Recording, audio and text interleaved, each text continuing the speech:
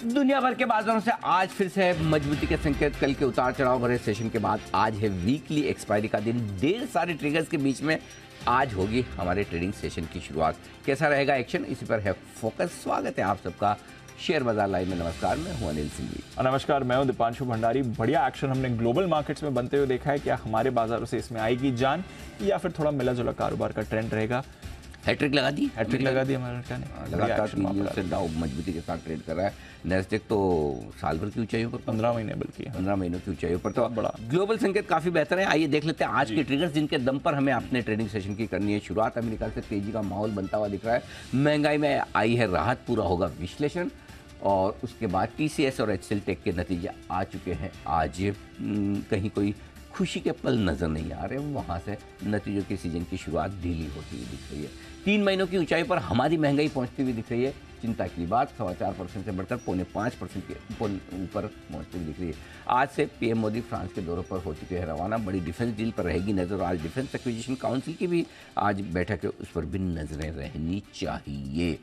इसके अलावा भी ढेर सारे ट्रिगर्स, हमने 4 से ही काम चलाया है।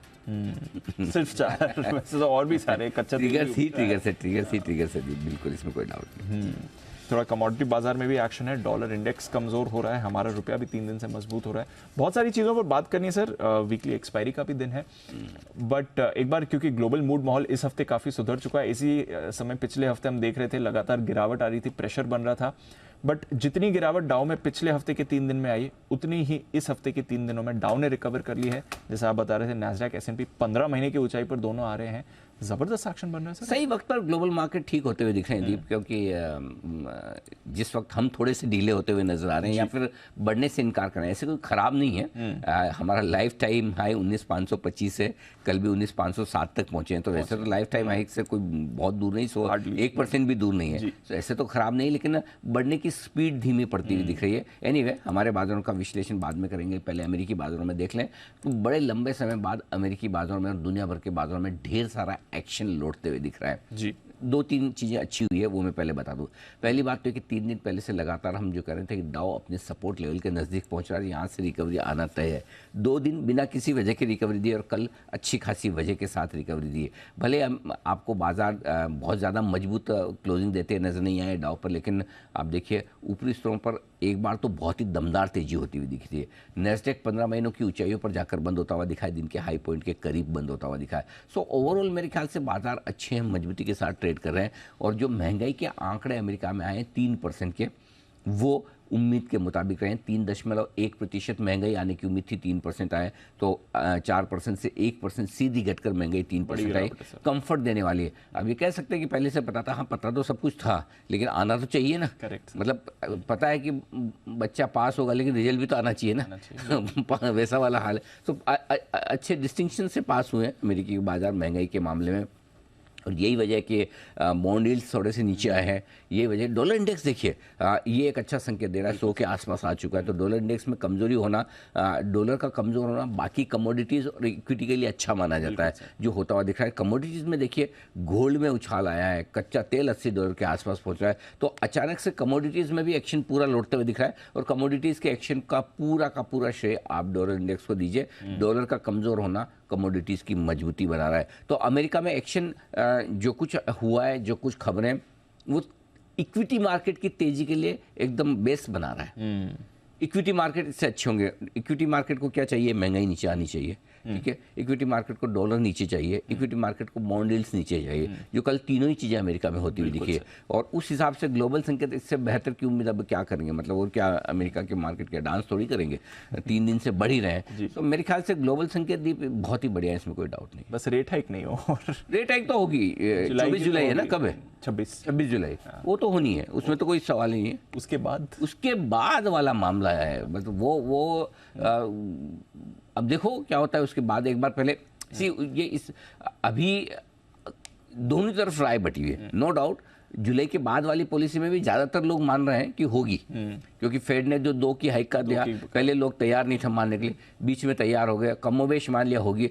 अब ये महंगाई का आंकड़ा जो आया है, और अब यहाँ से 26 जुलाई तक की बैठक के बीच क्या कुछ डेवलपमेंट होते हैं, उस पर डिपेंड करेगा। फर्ज करें डॉलर इंडेक्स आपका और घट गया, 2-3%, ठीक है, 100-101 के आसपास से 95-96 आ जाता है, और कमोडिटीज के दाम तेजी से बढ़ जाते हैं, तो फेड बोलेगा मैं तो एक और बढ़ाऊंगा, रुकेंगे, हाँ करेक्ट, ना मैं तो बढ़ाऊंगा, बढ़ाएंगे, हाँ। तो वो इसलिए अब से लेके 24 जुलाई तक, थोड़ा 26 जुलाई तक थोड़ा समय है, लेट्स सी क्या होता है। अभी इसलिए अगली पॉलिसी का डिस्कस ही नहीं करना आपने, जो अभी हो ये रहा तो है निकलने दो, ये निकल जाए, इसमें जब पॉलिसी में जाएंगे 26 तारीख को, उनके पास डेटा क्या होंगे, वो डिसीजन क्या देंगे, डिसीजन के वक्त कमेंट्री क्या देंगे, उसके बाद अगली policy, one at a time. अपने काम मल्टीटास्क करें, 10-15 काम एक साथ कहाँ कर पाते हैं एक ढंग से हो जाए तो बढ़िया है। सो अभी हमारा फोकस 26 जुलाई को है। 26 जुलाई वाली पॉलिसी में तो ब्याज दरें बढ़ना तय है, अगली वाली में बढ़ेगी नहीं बढ़ेगी 26 जुलाई को देखेंगे, सुनेंगे, समझेंगे, उसके बाद डिसाइड करेंगे। ठीक है सर।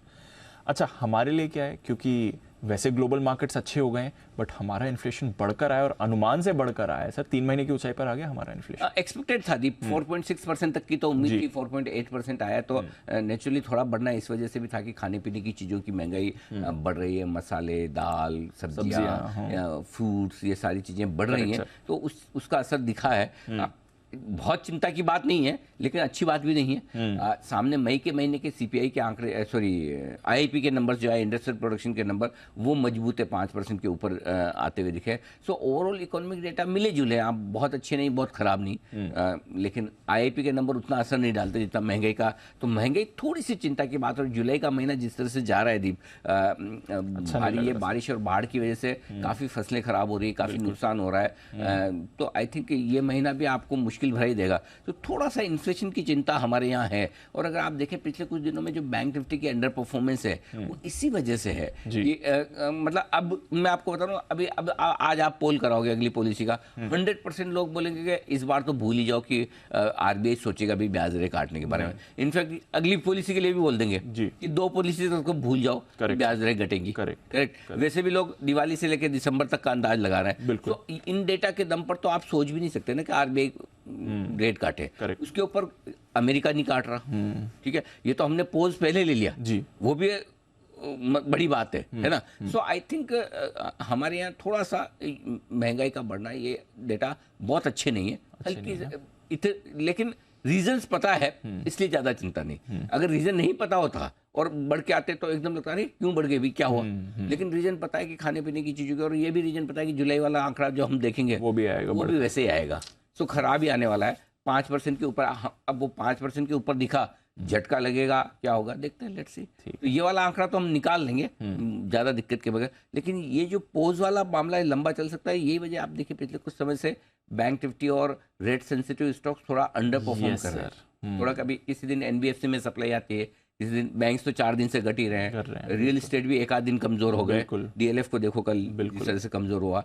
तो आई थिंक ऑटो थोड़ा सा अभी भी ठीक है, बट बाकी चीज़ों पे थोड़ा सा प्रेशर इस वजह से है कि ब्याज दरें घटने का सिलसिला थोड़ा वक्त लगा सकता है। ये हमारे महंगाई के आंकड़ों से हम देख सकते हैं। गॉट इट सर, ठीक है, चलिए, तो ये तो रहा एक इम्पॉर्टेंट चीज़ और बात करनी है, आज का सेटअप बात करें सर। उससे पहले आज वीकली एक्सपायरी है निफ्टी बैंक निफ्टी दोनों की, बट ज़्यादा समय तक ऐसा रहने नहीं वाला है जब दोनों की वीकली एक्सपायरी होगी। पहले चेंज करा था फ्राइडे को, उसे वापस ले लिया, अब वेडनेसडे को बैंक निफ्टी की वीकली एक्सपायरी होगी, और मिड कैप की एक्सपायरी अब आपने मंडे की कर दी है। तो बेसिकली एनएससी के लिए और एनएससी के शेयर होल्डर्स के लिए अच्छा फैसला है जी, रिटेल ट्रेडर्स के लिए भी अच्छा फैसला है, ब्रोकर्स के लिए भी अच्छा फैसला है। कैसे मैं बताता हूँ, सबसे पहले तो रिटेल ट्रेडर जो एक्सपायरी के दिन अपना मार्जिन अलग अलग दिन एक्सपायरी होने की वजह से ज़्यादा यूज़ कर पाएंगे, क्योंकि जनरली आप वीकली ऑप्शन जब खरीदते हैं तो कई बार आप सेम डे स्क्वायर ऑफ कर देते हैं, कई बार आप एक्सपायरी तक होल्ड करते हैं ऑप्शंस को, तो लॉन्ग हो या शॉर्ट हो, तो वो आपका मार्जिन अलग अलग दिन रिलीज होता दिखेगा। कि तो वो एक बड़ा फ़ायदा है आपको कि अब आपको मार्जिन ज़्यादा यूज़ करने को मिले। ब्रोकर्स को ये फ़ायदा कि जितना क्लाइंट्स ज़्यादा ट्रेड करेंगे उतनी ज़्यादा ब्रोकरेज बनेगी। एक्सचेंज को ये फ़ायदा कि उनके वॉल्यूम्स बढ़ेंगे और वायदा कारोबार में उनका मार्केट शेयर बढ़ेगा, जो कि एनएससी बढ़ाना चाहता है, स्पेशली तब जबकि बीएसई थोड़ा सा रिवाइव करने की कोशिश कर रहा है। बैंकेक्स और सेंसेक्स के जो फ्यूचर्स है वो वहाँ पर वॉल्यूम बीएसई का बढ़ने लगा है, तो जाहिर सी बात है उसको काउंटर करने के लिए एनएससी की स्ट्रेटेजी है। नेचुरली बिजनेस है तो दोनों एक्सचेंज कॉम्पीट करेंगी, तो उस कंपटीशन में उन्होंने शुक्रवार को सीधे सीधे कॉम्पीट करने की कोशिश की, जो सेबी ने मना कर दिया कि भाइयों सबको जिंदा रहने दो, करेक्ट, बिल्कुल ऐसा भी ही मत मारो, करो। हाँ इतना मत। तो इसलिए एनएससी ने एक सेंसिबल डिसीजन लिया कि चलो ठीक है, ये शुक्रवार को कर रहे हैं, करने दो, हम बुधवार को करते हैं, उसमें तो कोई समस्या नहीं। अब उसमें तो अब सेबी क्या ऑब्जेक्शन लेगी? सो आई थिंक इसी वजह से वो बदला है। नहीं तो पहले शुक्रवार को करने का मतलब था कि सीधे सीधे हमें कॉम्पीट करना है। अब ठीक है, सीधे नहीं, इनडायरेक्ट कॉम्पिटिशन है। राइट, और ताकि अब इसमें बीएससी भी ऑब्जेक्शन नहीं ले सकता कि हमें क्यों मार रहे हो, जी करेक्ट सर, है ना? करेक्ट। सबके लिए अपना अपना दिन है, आप आराम से करें। एक इंटरेस्टिंग चीज़ है जो मुझे समझ नहीं है उसका पीछे लॉजिक क्या हो सकता है, रीजन क्या हो सकता है कि वीकली एक्सपायरी तो आपकी हो जाएगी बुधवार को, गुरुवार के बजाय बैंक निफ्टी बुधवार को एक्सपायर होगा, ठीक है, लेकिन मंथली एक्सपायरी गुरुवार को ही रखी है। ये मैं भी आपसे पूछना था, ये क्या है? नहीं समझ आया, ये नहीं ना। मेरे समझ में आया, I might be missing something. जरूरी नहीं कि हमें हर चीज़ पता हो, मतलब इसके लॉजिक मेरे को समझ में नहीं आया कि मंथली एक्सपायरी क्यों गुरुवार को ही रखनी चाहिए। अगर कोई प्रोडक्ट वीकली बुधवार को सेटल हो रहा है तो मंथली भी बुधवार को रखे। अब मतलब मुझे याद रखना पड़ेगा बार बार कि मिड कैप इंडेक्स में भी सेम सिचुएशन है। मिड कैप इंडेक्स का भी आपने डेट बदल दिया, मंडे हो गया, मंडे कर दिया, लेकिन मेरे ख्याल से मंथली उसकी भी वैसी, उसकी भी गुरुवार को है। नहीं, मंथली सोमवार को। अच्छा, उसकी मंथली भी सोमवार को, खाली इनकी मंथली बुधवार, इनकी मंथली बुधवार, इनकी मंथली हाँ गुरुवार को, मंथली गुरुवार को होगी। तो बैंक निफ्टी की मंथली एक्सपायरी का बदलाव नहीं है। तो निफ्टी, बैंक निफ्टी गुरुवार को मंथली एक्सपायरी होगी, अदरवाइज बुधवार को बैंक निफ्टी और गुरुवार को निफ्टी। तो मतलब एक सीरीज जो मंथ की आखिरी हफ्ते में एक दिन एक्स्ट्रा मिल गया है, एक दिन, हाँ, और एक दिन पहली सीरीज कम हो जाएगा। एनीवे ठीक है, अब पता नहीं, कुछ तो लॉजिक होगा, सोच समझ के क्या होगा हमें नहीं पता। इसका मतलब ये नहीं कि लॉजिक नहीं होगा, लॉजिक तो होगा। बट वॉल्यूम्स बढ़ेंगे इससे, ऑप्शन 100% वॉल्यूम तो बढ़ेंगे। अब सी प्रॉब्लम क्या है दीप, कि जिनको ट्रेड करना है और जिनको लीवरेज ट्रेड करना है, आप उनको रोक नहीं सकते। Right sir. अगर प्रोडक्ट है, सी एक ज़माने में कैश के छोटे छोटे स्टॉक्स में ट्रेड होता था, फिर कैश में मार्जिन फंडिंग होने लगी, वहाँ होने लगा, फिर फ्यूचर्स में बहुत होने लगा। लेकिन फ्यूचर्स में जब से पीक मार्जिन आया तो वहाँ पर ट्रेडिंग पोजीशन अपने आप धीमे धीमे कम हो गई। Right sir. फिर अब बचा क्या है आपके पास? ऑप्शन। अब ऑप्शन में आपको पता है जिनके पास पैसे कम है ऑप्शन खरीदते हैं, और जिनके पास पैसे ज़्यादा है ऑप्शन बेचते हैं, मार्जिन देते हैं, वो कमाते हैं। तो अल्टीमेटली कहीं न कहीं स्पेकुलेशन वाला वॉल्यूम तो जाएगा। आपको, हमको, सबको पता है कि ये कोई हेजिंग नहीं हो रही। Correct sir. वीकली में काहे की हेजिंग दी? किसकी हेजिंग? कौन सी हेजिंग? ये क्या, ये हेजिंग है? एक crore share, 1.5 crore share, 2 crore share, एक स्ट्राइक प्राइस पर, कोई हेजिंग नहीं, सबको पता है। अब नेचुरली एल्गो ट्रेडिंग है, मशीन ट्रेडिंग है, और जिनको ट्रेड करना है, फास्ट पैसा बनाना है, दोनों तरह के लोग हैं इसमें। ट्रेडर, एक आम छोटा ट्रेडर भी है जो ऑप्शन खरीदता है, और एक बड़ा एल्गो ट्रेडर भी है, इंस्टीट्यूशंस भी है, हेज फंड्स भी है जो स्ट्रेटेजी बनाते हैं। तो एक मार्केट है सबके लिए। तो ठीक है, अब है मार्केट तो कहीं न कहीं तो लोग ट्रेड करेंगे, और ट्रेडिंग नहीं होगी तो मार्केट नहीं रहेगा, प्राइस डिस्कवरी नहीं होगी, लिक्विडिटी नहीं होगी। तो ये डिसीजन एक्सचेंजेस के लिहाज से, स्टॉक ब्रोकर्स के लिहाज से, और ट्रेडर्स के लिहाज से अच्छा ही है, अच्छा डिसीजन उनके लिए तो अच्छा ही। अब यही है कि ये सेबी को डिसाइड करना है कि उनको स्पेकुलेटिव एक्टिविटी बढ़े चलेगा या नहीं चलेगा, वो उनको डिसाइड करना है। ठीक है सर, ओके, चलिए ये तो रहे आज के कुछ इंपॉर्टेंट अपडेट्स। नतीजे भी आए सर, उस पर भी आपका व्यू लेना है, बट एक बार पहले आज का ट्रेड का सेटअप समझ लेते हैं सर। ट्रेड के सेटअप में दीप, आज ग्लोबल संकेत पॉजिटिव है, एफआईएस के संकेत नेगेटिव साइड पर है। तो आज हमारे संकेतों में मुझे जहाँ दिक्कत है, चलिए इन्फ्लेशन वगैरह तो हम संभाल सकते हैं, रिजल्ट्स वगैरह भी थोड़े नेगेटिव साइड पर है, वो भी अंदाजा ही है कि खराब आने आईटी के। लेकिन एफआईएस की बिकवाली का आंकड़ा फिर से आया है, ये थोड़ा सा ब्रेक लगाने का काम कर सकता है। SGX Nifty, I mean Gifty हमारा जो नहीं ऊपर उठ रहा है, उसके पीछे कारण ये है कि कल एफआईएस की तरफ से फिर से बिकवाली का आंकड़ा है, जो मैं आपको यही बता दूं। जी सर। 1242 करोड़ की कैश में बिकवाली की है एफआईएस ने, और सामने स्टॉक फ्यूचर्स भी 2925 करोड़ के बेचे, यानी कि करीबन 4000 करोड़ से ज्यादा की डायरेक्शनल बिकवाली स्टॉक्स में है, और ये आंकड़ा नेगेटिव है। ठीक है, पहली चीज। दूसरा, लोकल फंड्स की तरफ से हुई है खरीदारी, लेकिन छोटी है, 437 करोड़ के आसपास के, जो कि काफी छोटी कही जाएगी। इसमें ये है आपके लिए, तो ये आंकड़े आपके लिए जाते हैं। ठीक है सर। अब आइए बाकी लोकल फंड्स की तरफ से मैंने न्यूट्रल रखे हैं, 437 करोड़ की खरीदारी, लेकिन इनकी एक कंसिस्टेंसी अभी आ नहीं रही, इसलिए मैंने पॉजिटिव नहीं रखे हैं। वायदा कारोबार के संकेत मैंने थोड़े पॉजिटिव साइड पे रखे हैं। ये सरप्राइजिंग होगा आपके लिए, क्योंकि एक तो ये कि निफ्टी का पुट कॉल रेशियो 0.88 है, अभी भी ओवरसोल्ड है, लेकिन बैंक निफ्टी का पुट कॉल रेशियो 0.67 ओवरसोल्ड होने के नजदीक पहुंच रहा है। इसलिए वायदा कारोबार के लिहाज से देखें तो एक अच्छी चीज ये है दीप की वीकली एक्सपायरी के दिन लॉन्ग साइड पर पोजीशंस कम है, स्पेशली बैंक निफ्टी में जी। कॉल राइटर्स दबा के बैठे हैं लेकिन पुट राइटर्स उतने हैं नहीं, ये अच्छी बात है। तो ये थोड़ा सा एक कंफर्ट है, ठीक है।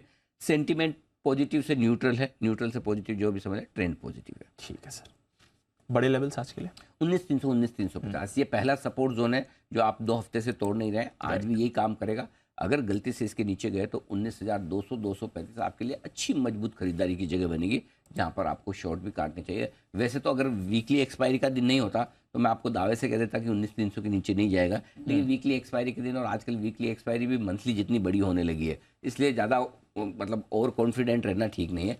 संभावना पूरी कि 19,300 ना तोड़े, लेकिन फिर भी कुशन रखिए, 19,200 235 फिर खरीदारी की जगह बनेगी। ऊपर की तरफ 19,435 19,500 लगातार यही रेंज है जहां पर आपको प्रॉफिट बुकिंग बिक वाली आती है। पार करके निकले तो 19,525 के आसपास लाइफ हाई है जो हमसे पार होता नहीं, पार किया तो फिर ब्लू स्काई जोन में जाएंगे, देखा जाएगा। आज जिन संकेतों के दम पर ट्रेड करें, आज फिर संभावना कम है, ट्रेडिंग रेंज के नीचे की तरफ भी हम आ गए, तो 19,435 500 आपके लिए प्रॉफिट बुकिंग करने के लिए बढ़िया जगह है। Got it sir.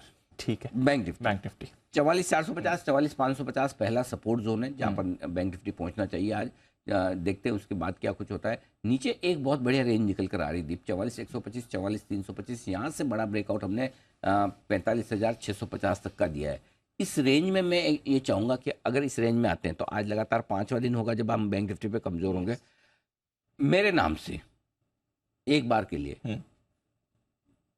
यहाँ खरीद लें 44,000 का स्ट्रिक्ट स्टॉप लॉस ले लीजिए। ठीक, ये बहुत बढ़िया है। अब देखो ऐसे तो जिंदगी में कभी आप नीचे के लेवल में खरीद ही नहीं पाओगे, फिर तो आप इंतजार करो ट्रेडिंग है। तो 44,325 44,125 इस रेंज में जहां ठीक लगे 2 टुकड़ों में ले लो, 325 पे थोड़ा ले लिया, 175 125 पे दूसरा ले लिया, या एक लेवल पे लेना तो कहीं भी ले लो। भले 44,325 आया तो नीचे आने दो, थोड़ा ऊपर वापस आने लगे तो कहाँ लेना है कैसे लेना है ये वो टाइम पे आप डिसाइड करो, लेकिन एक बार मन बना के रखो कि इस रेंज में मैं लूंगा।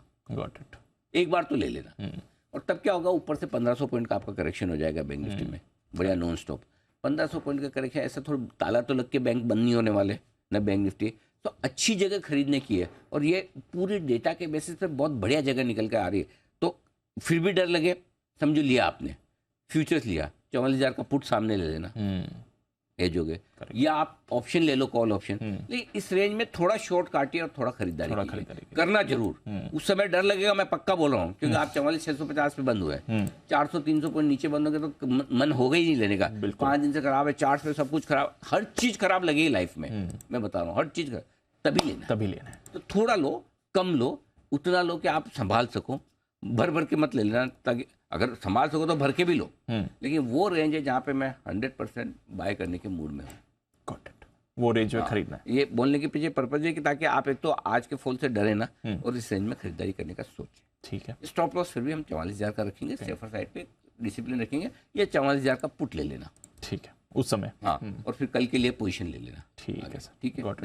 ऊपर की तरफ 44,850 44,925 पहली रुकावट की जगह पार करके निकले तो 45,125 जहां पर प्रॉफिट बुकिंग सिर्फ सप्लाई बिक वाली आती हुई दिखेगी। ठीक है सर।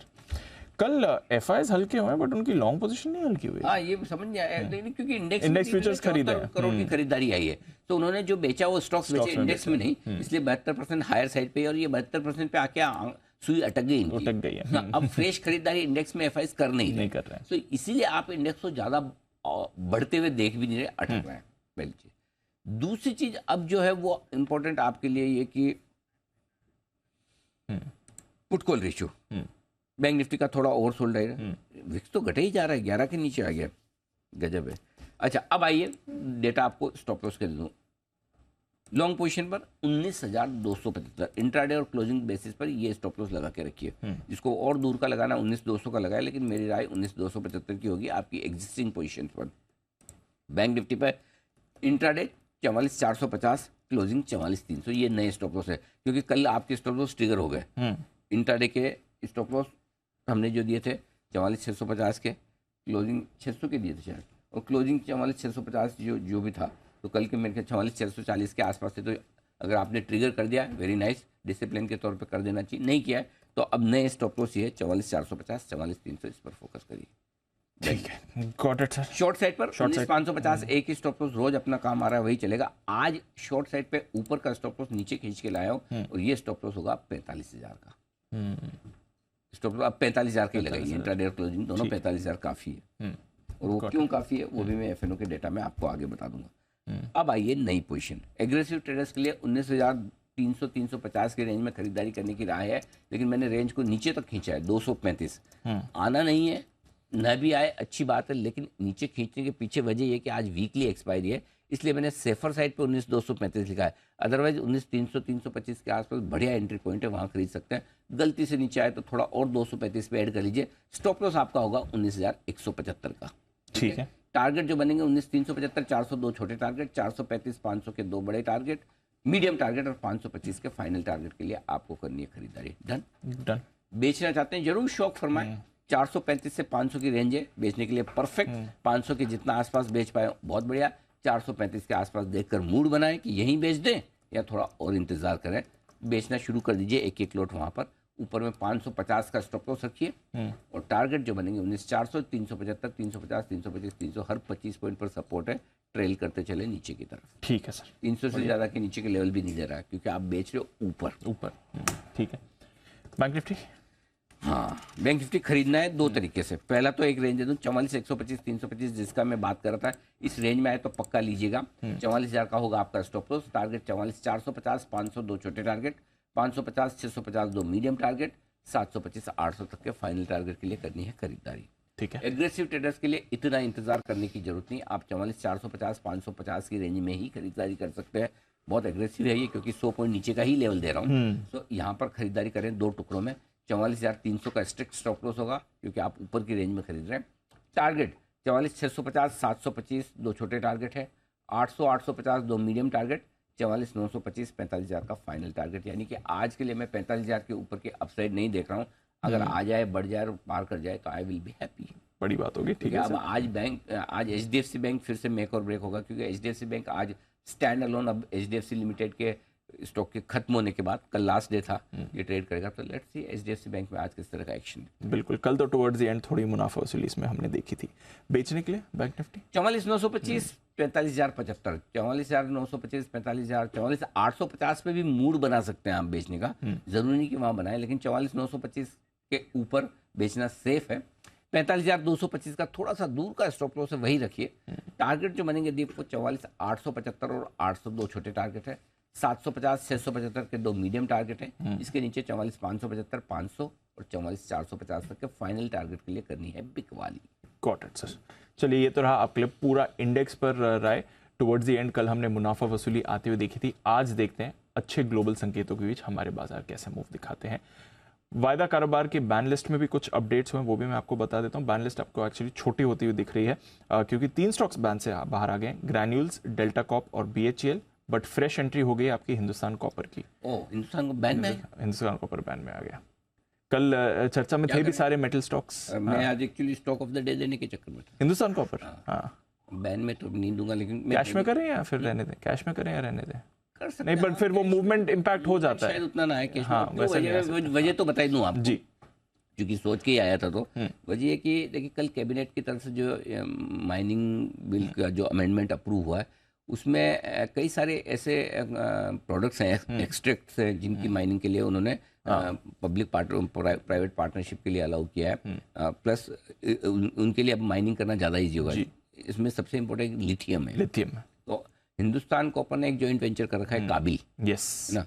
लिथियम के लिए हिंदुस्तान में सबसे बेस्ट टेक्नोलॉजी और तैयारी इन्हीं की है, हिंदुस्तान कॉपर की। तो वो उनके लिए ये बड़ा पॉजिटिव हो जाएगा अगर ये कर पाते। तो आई थिंक जो भी कैपेसिटी चाहिए लिथियम की माइनिंग के लिए और जो भी टेक्नोलॉजी चाहिए दोनों हिंदुस्तान कॉपर के पास है। तो आई थिंक इस हिसाब से ये स्टॉक। और कल NMDC भी, दूसरा NMDC भी है। तो कल हम देख रहे थे NMDC पे लगातार बाय कॉल्स आ रहे थे। NMDC पे बाय कॉल्स और लगातार मुंह आने के पीछे रीजन ये MMDR कानून को कल संशोधन जो था उसको मंजूरी मिली। तो उसमें 6 ऐसे मिनरल है जिनके माइनिंग को लेकर कुछ संशोधन आए हैं और जो इनके लिए फायदे की बात है। तो NMDC और हिंदुस्तान कॉपर। और वैसे भी देखिए डॉलर इंडेक्स नीचे आया है, माइनिंग मेटल स्टॉक्स के लिए अच्छा भी है। तो I think Hindustan copper ban में आ गया, मुझे पता नहीं तो मैं स्टॉक ऑफ द डे में लिख के भी लाया था। तो हिंदुस्तान कॉपर और NMDC दोनों पर रखें नजर, दोनों के लिए पॉजिटिव है। ठीक है सर, दोनों पर हमारा रेडार रहेगा, नजर भी रखेंगे।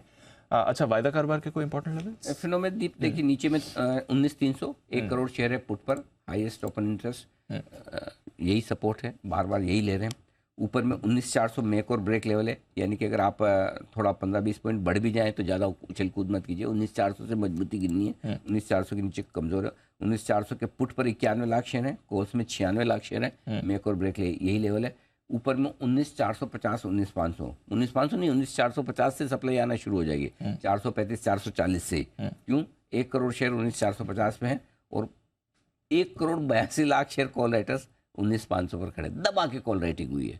मतलब एक तो आजकल क्या मशीन के चक्कर में क्या आधा घंटे में तस्वीर बदलती है और ऐसे पोजीशनें बन जाती है, दर दर दर दर टाइम ही नहीं लगता ना। न तो सोचना है, न एग्जीक्यूट करना है, हर काम मशीन ही कर रही है। करेक्ट है ना। आपको तो सुबह फीड करके डाल देना बस कि ये हो जाए तो ये कर देना, वो हो जाए तो वो कर देना। करेक्ट। ऐसा मतलब थोड़े दिनों बाद ऐसे ही हो जाएगा। मुझे लगता है डॉक्टरों का काम भी यही करने लगे। क्या? इसकी बीपी इतनी हो तो ये दवा दे देना, इसकी शुगर इतनी है तो ये कर देना, ये हो तो ये इंजेक्शन लगा देना। वैसे ही होने वाला है। मतलब वॉल्यूम्स देखो जिस तरह से पोजीशन बदल रही है। बैंक निफ्टी का जहाँ तक सवाल है 44,500 पे हल्का फुल्का सपोर्ट है, 28 लाख शेयर है पुट में। कॉल राइटिंग देखो 45,000 पे 76 लाख शेयर कॉल राइटिंग, 44,800 पर 38 lakh, 44,900 30 lakh. Highest open interest put में 28 लाख शेयर होगा, खाली इतना सा जी। लेकिन कॉल राइटर दबा के बैठे हैं, तो आई थिंक इसलिए लेकिन यही बात है जब रिवर्सल आता है तो पोजीशन भी बड़ी फास्ट घूमती है। लेट्स सी क्या होता है। तो ओवरऑल अभी तो फिलहाल कॉल राइटिंग हावी है। ओके, अभी तो कॉल राइटिंग थोड़ी हावी है, देखते हैं आज अगर पोजीशंस में कुछ चेंजेस आते हैं कि नहीं। अर्निंग्स सर, दो दिग्गज आईटी कंपनीज के नंबर्स पर रिएक्ट करेंगे, आपका व्यू दोनों पर? TCS HCL tech. TCS inline results है, ना बहुत अच्छे ना बहुत खराब, और उम्मीदें भी है ही नहीं, और मतलब उम्मीद टीसीएस से किसी को भी नहीं है। पिछले कल देखिए स्टॉक करीबन फ्लैट बंद हुआ है, 5 दिन में 1% घटा है, 3 महीने में 2% बढ़ा है, 1 साल में 5% बढ़ा है। ये स्टॉक का मूवमेंट है। मतलब स्टॉक कुछ करना ही नहीं चाहता, बोले मैं जाऊँ वहाँ ठीक हूँ, मेरे से उम्मीदें मत रखो। अब कुछ लोगों को ये उम्मीद भी थी कि शायद बायबैक वाईबैक आएगा, जो आया नहीं था। अगर वो थोड़े बहुत लोग निराश हो सकते हैं और बड़े बड़े बायबैक के जो अंदाजे लगा रहे हैं। बाकी रिजल्ट में ऐसा कुछ भी नहीं जो स्टॉक को बहुत भगा दे या बहुत गिरा दे। अच्छा, मैनेजमेंट कमेंट्री बहुत स्ट्रॉन्ग नहीं है, सॉफ्ट है, खराब भी नहीं है, मजबूत भी नहीं है। मतलब कुछ भी कहना और कमिट करना नहीं चाहते हैं, कॉशियस। जो जैसा होगा हम आपको अगले क्वार्टर में आके बता देंगे, हमसे पूछो मत जाना, आप मत पूछो। हाँ, ये उनका स्टैंड है। सो आई थिंक नीचे आएगा तो बहुत बढ़िया सपोर्ट रेंज है, 1,065 1,080 आपकी फ्यूचर रेंज अगर इस लेवल पे आता है। 3140 3180 ये अच्छी सपोर्ट रेंज है। इस रेंज में आता है तो टीसीएस वहाँ खरीदारी हो जाएगी। 3300 ऊपर आता है तो उसको पार करना मुश्किल होगा, वहाँ पर आएगा तो वहाँ सप्लाई आ जाएगी। तो ऊपर में 3300, नीचे में 3180, ये इमीडिएट रेंज है जिसको ट्रेड करना। तो अगर नीचे आ जाए नंबर्स के बाद तो इस रेंज में खरीदने की कोशिश करें, ऊपर आ जाए तो 3300 के आसपास प्रॉफिट बुक करने की कोशिश करें। ये ट्रेड है, ठीक है। इससे ज़्यादा बड़ा मुंह दिखता नहीं नंबर से। अब आइए एचसीएल टेक। एचसीएल टेक के नंबर ऊपर नीचे दाएं बाएं आगे पीछे जितने डायरेक्शन से आप घुमा फिरा कर देख सकते हैं, जो आपके पास में अलग अलग तरीके हैं, आँखों से चश्मा लगा के, बाइनोकुलर से, हर तरीके से खराब है। मतलब हर एक पैमाने पे खराब है। मार्जिन 16-16% 18% से ऊपर की उम्मीद, कॉन्स्टेंट करेंसी ग्रोथ नहीं है। मतलब क्या अच्छा क्या है रिजल्ट में समझ में नहीं आता मुझे। और उसके बावजूद मैनेजमेंट ये बोल रहा है कि 2 तिमाही बाद चीज़ें ठीक हो जाएगी। वो 2 तिमाही जो जब से ठीक होगी, वो 2 तिमाही कब से, किस तिमाही से 2 तिमाही है? इस वाली से है कि 2 तिमाही के बाद 2, क्योंकि वो हर बार बोलते हैं जी, लेकिन चीज़ें ठीक हो नहीं रही। गाइडेंस मेंटेन रखा है, लेकिन मेरा तो भरोसा नहीं आता गाइडेंस पे। तो बड़ा मुश्किल मामला है। यहाँ 1,065 1,080 के आसपास सपोर्ट रेंज है, फ्यूचर्स के लेवल है।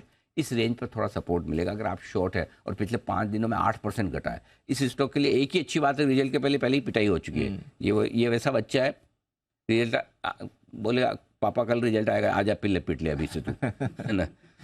बोले पिट के ही जा रिजल्ट ले रहे हैं, मेरे को पता तू खराब ही करके आएगा।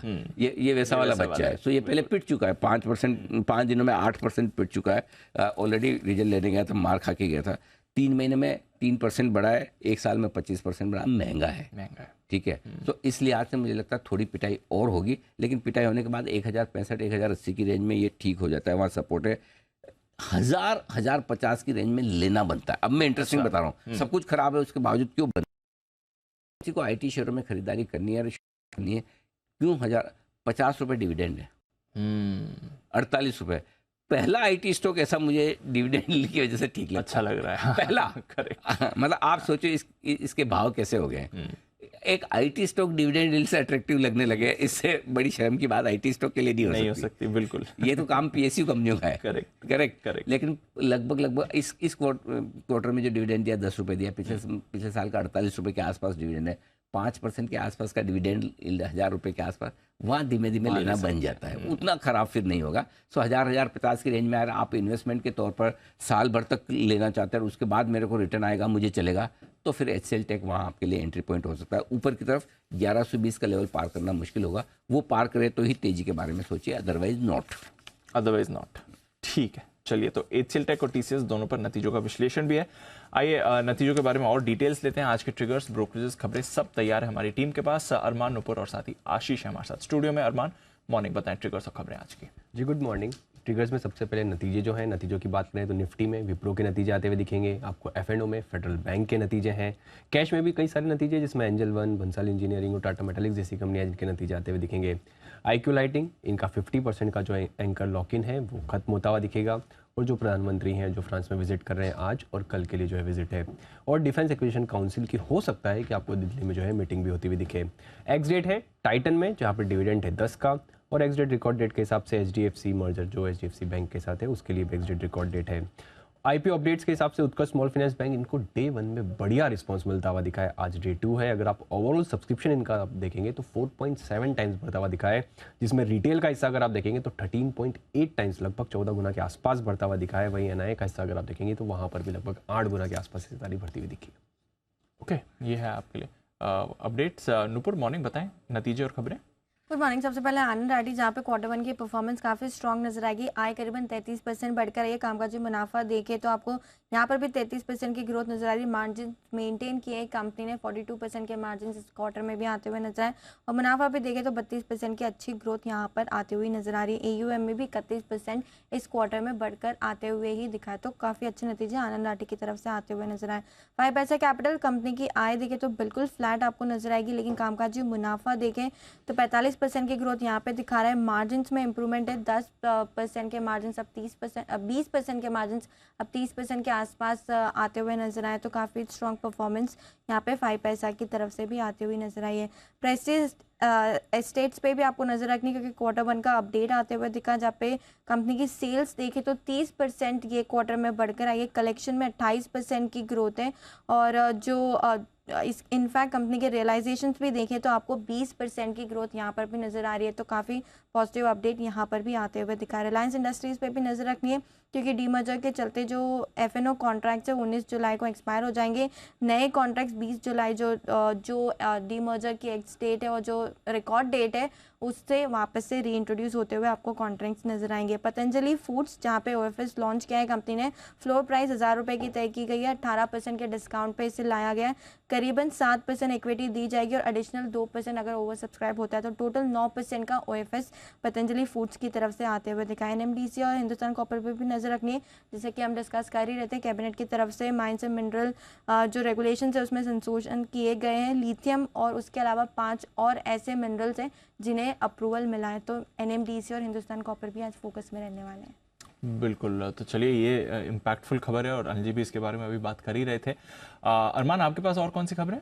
जी बिल्कुल, PI industries, UPL, Sumitomo chemical और अदर केमिकल, दूसरे जो स्टॉक्स है केमिकल स्टॉक्स, वहाँ पर आपको ध्यान रखना है, क्योंकि अब FMC के बाद अगर आप देखें बासफ ग्लोबल है, उन्होंने भी गाइडेंस घटाया है। रीज़न वही देते हुए दिखे हैं कि कमज़ोर जो इंडस्ट्रियल की मांगे उसके चलते जो गाइडेंस घटाते हुए दिखे हैं। हिंडाल्को, सेंचुरी टेक्सटाइल, यहाँ पर भी आपको ध्यान रखना है, क्योंकि महाराष्ट्र के कलवा में स्थित ज़मीन को बेचने के प्रस्ताव पर बोर्ड की मंजूरी मिलती हुई दिखी है, और वो जो है सेंचुरी टेक्सटाइल की जो सब्सिडरी है वो है जो ज़मीन खरीदेगी, और लगभग अगर आप देखें 600 करोड़ के आसपास में जो है वो ज़मीन खरीदी जाएगी।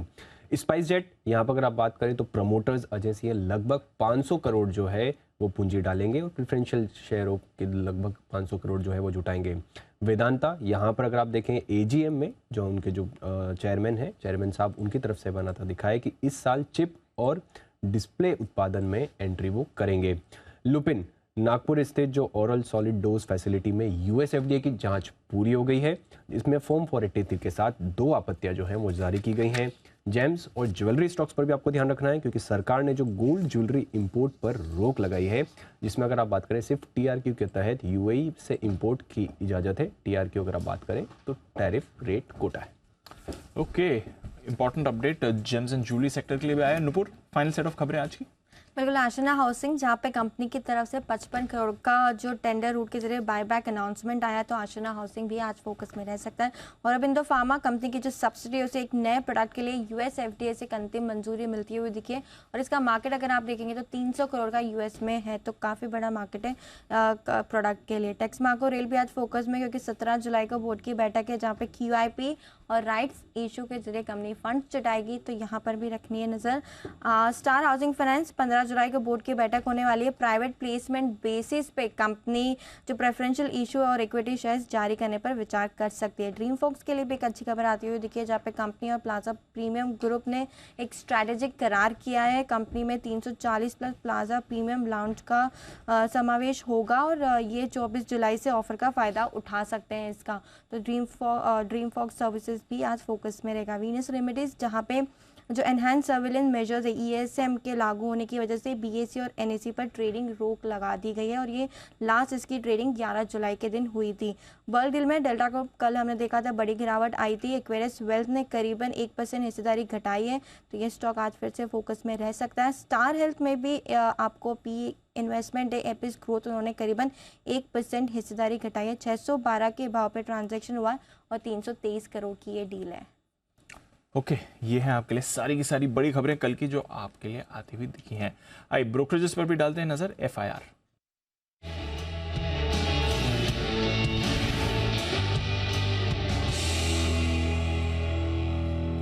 मॉर्निंग आशीष, नतीजों और टॉप रिपोर्ट्स जो लेकर आए पहले उनके बारे में बताएं। Good morning Deepanshu. सबसे पहले तो आईटी स्टॉक जिनके नतीजे आए रडार पर रहेंगे। TCS यहाँ पर देखिए ब्रोकरेज हाउस की तरफ से रिपोर्ट आई है। कमेंट्री पहले बता दूं, सभी मान रहे कि नतीजे जो है काफ़ी हद तक अनुमान के मुताबिक है, लेकिन नियर टर्म सॉफ्टनेस साफ है, इसको नकारा नहीं जा सकता। साथ में अगर आप देखें तो JP मॉर्गन ने अंडरवेट की रेटिंग को बरकरार रखा और जो लक्ष्य है वो 2700 से घटाकर 2650 कर दिया है। 3260 पे स्टॉक ऑलरेडी चल रहा है। जेफरीज अगर आप देखें तो होल्ड की राय दे रहे हैं। लक्ष्य में मामूली 10 रुपये की बढ़ोतरी की और सिटी बिकवाली की राय दे रहे हैं। नोबेरा ने रिड्यूस की रेटिंग दी और HSBC होल्ड की रेटिंग को बरकरार रखे 3390 रुपये के लक्ष्य के लिए। सभी का मानना ही है, इनफैक्ट नोबेरा की रिपोर्ट में तो ये भी कहा गया कि FY24 में 25% के EBIT मार्जिन हासिल करना थोड़ा सा मुश्किल होगा। इसके अलावा अगर आप देखें तो HCL टेक यहाँ पर ब्रोकरेज हाउस का मानना है कि हर पैमाने पर अगर आप देखें तो नतीजे अनुमान से कमजोर साइड पर ही देखने को मिला है। JP मॉर्गन ने अंडरवेट की रेटिंग को बरकरार रखा है। 1111 की क्लोजिंग है, 900 रुपये का इन्होंने टारगेट दिया है। जेफरीज होल्ड की रेटिंग दे रहे हैं और जो लक्ष्य 1210 से घटाकर 1205 कर दिया। सिटी न्यूट्रल की रेटिंग दे रहे हैं, लक्ष्य में कटौती की है। नोमेरा ने न्यूट्रल की रेटिंग दी है, लक्ष्य में कटौती की है, लेकिन सिर्फ HSBC ऐसे हैं जिन्होंने लक्ष्य में थोड़ा सा अगर आप देखें तो बदलाव के 1315 रुपये का टारगेट दिया है, तो यहाँ पर फोकस रखेंगे। संवर्धन मदरसन इंटरनेशनल यहाँ पर अगर आप देखें तो बहुत इंटरेस्टिंग रिपोर्ट आई है जेफरीज की तरफ से, जहाँ पर डबल अपग्रेड कर दिया गया है। होल्ड से रेटिंग को खरीदारी की राय दी है और लक्ष्य में भी अगर आप देखें तो काफ़ी अच्छी खासी बढ़ोतरी की। प्लस 70 रुपये का व्यू था, अब 115 रुपये का टारगेट दे रहे हैं। हालांकि स्टॉक ऑलरेडी 93 रुपये के आसपास चल रहा है, लेकिन मान रहे हैं कि अगले 4 साल में अगर आप देखें तो कंपनी की ऑपरेटिंग परफॉर्मेंस में काफ़ी बड़ा सुधार आपको देखने को मिला FY23 में, लेकिन आगे FY26 तक ग्रोथ भी बहुत बढ़िया देखने को मिल सकती है, जहां पर EBITDA जो है इनका डबल हो सकता है और EPS ट्रिपल होने की संभावना यहाँ पर बताई जा रही है। इसके चलते इन्होंने अपने EPS के एस्टिमेट्स में आप देखिए बड़ी 18 से लेके 42% तक की बढ़ोतरी की है और FY25 EPS के हिसाब से अगर आप देखें तो 15 टाइम्स पर मिल रहा है, तो स्टॉक भी सस्ता है, तो संवर्धन यहाँ पर पूरा भरोसा बना हुआ है। इंटरग्लोब एविएशन HSBC की तरफ से डबल अपग्रेड आ गया है, जो रेटिंग पहले होल्ड की थी अब ये खरीदारी की राय दे रहे हैं। लक्ष्य 1756 से रिवाइज कर 3250 कर दिया, 2726 की क्लोजिंग है। और स्पाइस जेट यहाँ पर HSBC ने रेटिंग को डबल अपग्रेड किया, सिमिलरली रिड्यूस से बढ़ाकर होल्ड की रेटिंग दी है और लक्ष्य 28 से बढ़ाकर करीब 31 रुपये 60 पैसे का किया है, लेकिन 31 रुपये 16 पैसे की क्लोजिंग है। ओके, ये भी और है सर, ये सारी काफ़ी रिपोर्ट्स है सर। ज़्यादा लाए? हाँ बताओ। थोड़ी सी काम की रिपोर्ट्स बता देता हूँ। अच्छा, ये अभी जो थी वो नहीं, ये तो ज्यादा काम की थी। अच्छा ओके, अच्छा हाँ, तो ऐसा बोलो कम काम किए, हाँ तो मैं कुछ दूसरा काम कर लूँ तब तक। आइशर मोटर्स पर सर जेपी मॉर्गन न्यूट्रल की रेटिंग को बरकरार रखे हुए, लक्ष्य 3620 से घटाकर 3050 कर दिया। इसके अलावा अगर आप देखें तो पूरा इंश्योरेंस पैक आज रडार पर रहेगा, इसके बारे में विस्तार से दिन के दौरान भी बताएंगे। लेकिन एचडीएफसी लाइफ यहाँ पर एचएसबीसी ने अपग्रेड कर दिया है, लक्ष्य 485 से बढ़ाकर 800 कर दिया है।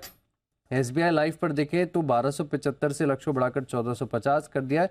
और अंत में आईसीआईसीआई प्रूडेंशियल लाइफ इंश्योरेंस, जहां पर भी अगर आप देखें तो रेटिंग को अपग्रेड किया है और लक्ष्य 392 से सीधे बढ़ाकर 715 कर दिया है।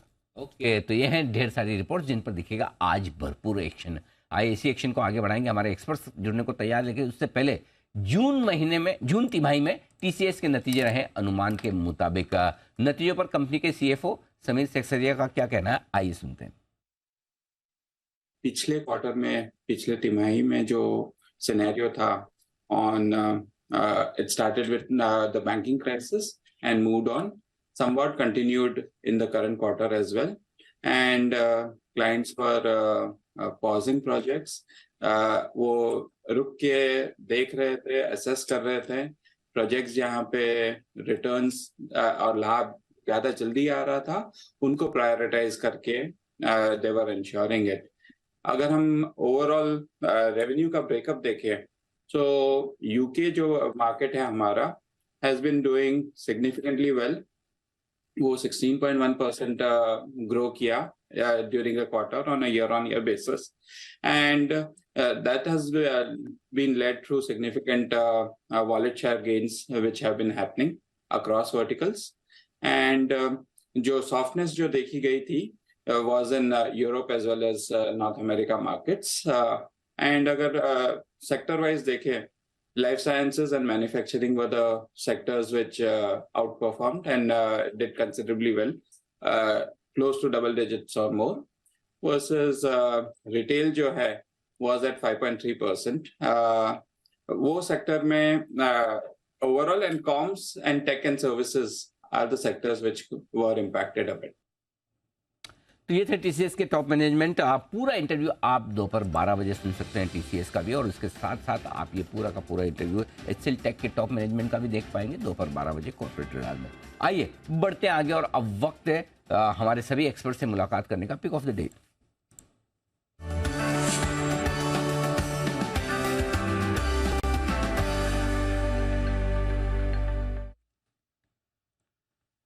सेठी साहब सुप्रभात, करें शुरुआत। समझ तो गए होंगे आप।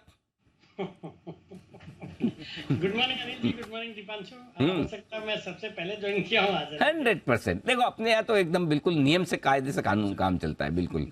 बस वो आपको, आपसे ज्यादा बाकी लोगों को समझाना था, समझ गए। बताए सर। बिल्कुल अनिल जी, आज बाजार में देखिए कल यूएस से बहुत अच्छे क्यूज है। यूएस में जो इन्फ्लेशन के नंबर्स आए काफ़ी अच्छे आए। 3% का जो इन्फ्लेशन का डेटा नंबर आया काफ़ी पॉजिटिव है। हालांकि हमारे यहाँ क्यूज थोड़े नेगेटिव है, in the sense TCS HCL tech दोनों ने डिसअपॉइंट किया है। फिर हमारे यहाँ जो सीपीआई इन्फ्लेशन के डेटा आए बाजार बंद होने के बाद, वो भी थोड़े बढ़ के आए हैं। तो उस लिहाज से बाजार में थोड़ी बहुत गिरावट हो सकती है, बट मुझे लगता है गिरावट में खरीदारी करने का मौका ढूंढना चाहिए। आज जो सेक्टर फोकस में रहने वाला, मुझे लगता है डिफेंस का सेक्टर, जो पिछले 2-3 दिनों से भी मैं बातें कर रहा हूँ, और वहीं से आज मेरा पिक ऑफ द डे है। आज खरीदारी करने की सलाह हिंदुस्तान एरोनॉटिक्स में। कल ये स्टॉक, परसों एक बहुत अच्छी तेजी हुई थी और कल इसमें गिरावट आई अच्छी खासी, और आज जब ये सेक्टर फोकस में है, मुझे लगता है इस स्टॉक का आज अच्छा परफॉर्म करना चाहिए, तो इसमें खरीदारी करने की सलाह। कल 3843 पे बंद हुआ है। 3925 का आज का टारगेट है, 3820 का स्टॉप लॉस। ओके, तो ये है आपके लिए HAL खरीदारी करने की राय इस वक्त आती हुई आपके लिए पिक ऑफ द डे। आइए हिमांशु जी, गुड मॉर्निंग, बताएं सर आपकी पसंद का share. Very good morning to you Anil ji, good morning everyone. Anil ji, बिकवाली करके चलनी है LNT के फ्यूचर्स में, जहां पर मुझे लगता है कि शॉर्ट टर्म में स्टॉक शायद एक करेक्शन दिखा सकता है। 2467 2467 का क्लोज है, तो 2470 2472 के जोन में यहाँ पर बिकवाली करके चलने की सलाह है।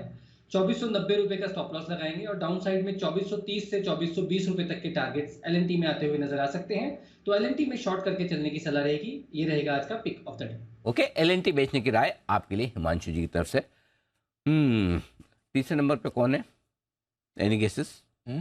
तीसरे नंबर में बंसल जी की हार्ट बीट ऊपर हो रही है कि पोडियम पे जगह मिलेगी कि नहीं मिलेगी, ये चौथे नंबर पे तो यही आ जाएगा। लेकिन बंसल जी बिल्कुल चिंता ना करें, जब तक आपके एक तरफ सुमित जी और एक तरफ कुणाल जी हैं बिल्कुल आप उनसे आगे ही रहेंगे। मतलब ये दोनों के से तो आपका कोई कंपटीशन नहीं है, बाकी लोगों से ही है। तो तीसरे नंबर पर आप हैं, ब्रॉन्ज मेडल जीतने की बहुत बहुत बधाई। बताइए sir pick of the day.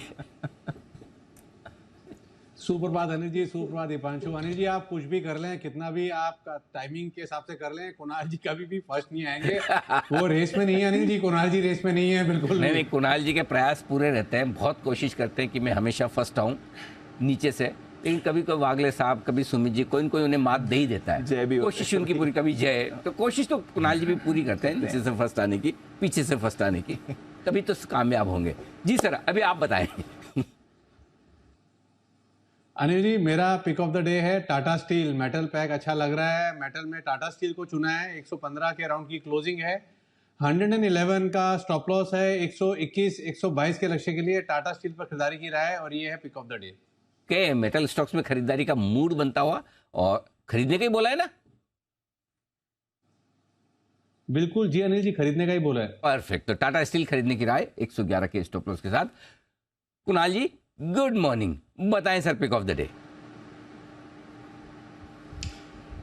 Good morning Anil ji, good morning Deepanshu. Anil ji देखिए, सबसे पहले बता दूं अनिल जी, देखिए मैं चाहूं अनिल जी तो फर्स्ट आ सकता हूं, लेकिन मैं जान करके अनिल जी फर्स्ट नहीं आता हूं। उसकी वजह यह है कि अनिल जी बंसल जी की भावनाओं को अनिल जी गहरी चोट लगेगी, तो केवल उनकी भावनाओं का ध्यान रखते हुए अनिल जी मैं जानकर 5-6 मिनट बाद अपना कैमरा ऑन करता हूँ। अच्छा, जिससे कि अनिल जी आराम से बंसल जी को समय मिल जाए। मतलब आप बैठ तो 15-20 मिनट पहले जाते हैं, लेकिन कैमरा ऑन नहीं करता है, समझ गया। बहुत बढ़िया, बंसल जी प्रसन्न हुए।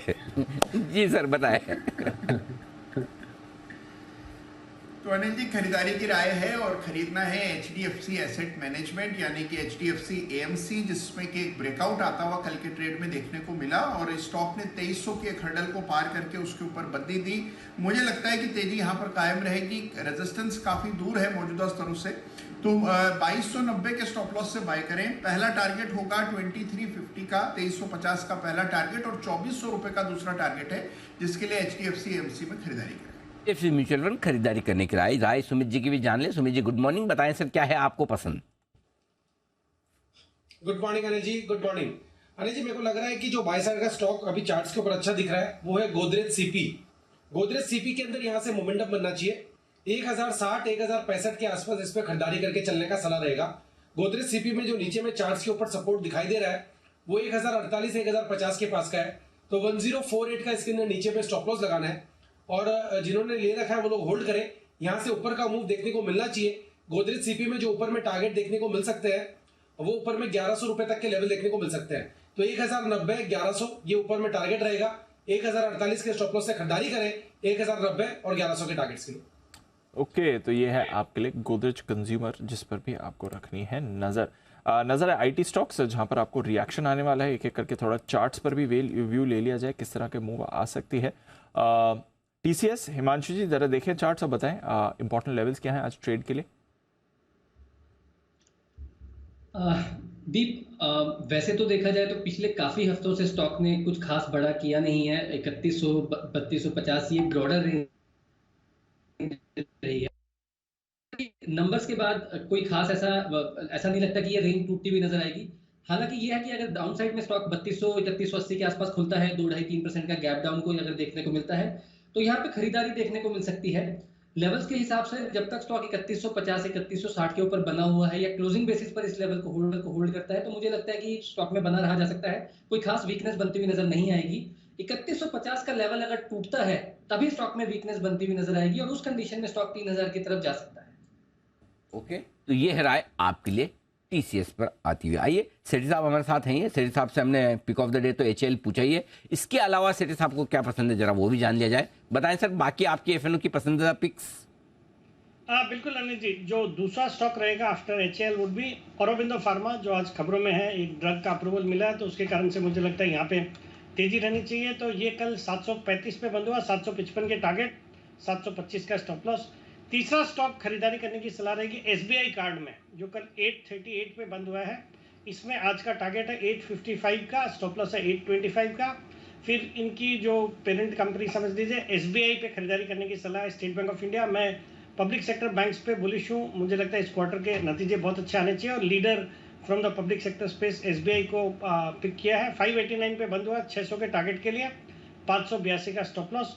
और फाइनली कल डॉलर इंडेक्स में अच्छी खासी गिरावट आई है, तो उसको देखते हुए मुझे लगता है मेटल शुड डू वेल, और वहाँ से मैंने मेटल सेक्टर का जो स्ट्रॉन्गेस्ट काउंटर है JSW स्टील, उसको पिक किया है, जो कल 805 पे बंद हुआ, 815 का टारगेट है, 800 रुपये का स्टॉप लॉस। ओके, तो ये है आपके लिए Aurobindo pharma, SBI cards, SBI और JSW स्टील, 4 स्टॉक पसंद आए हैं सेठी साहब को खरीदारी करने के लिए आज से।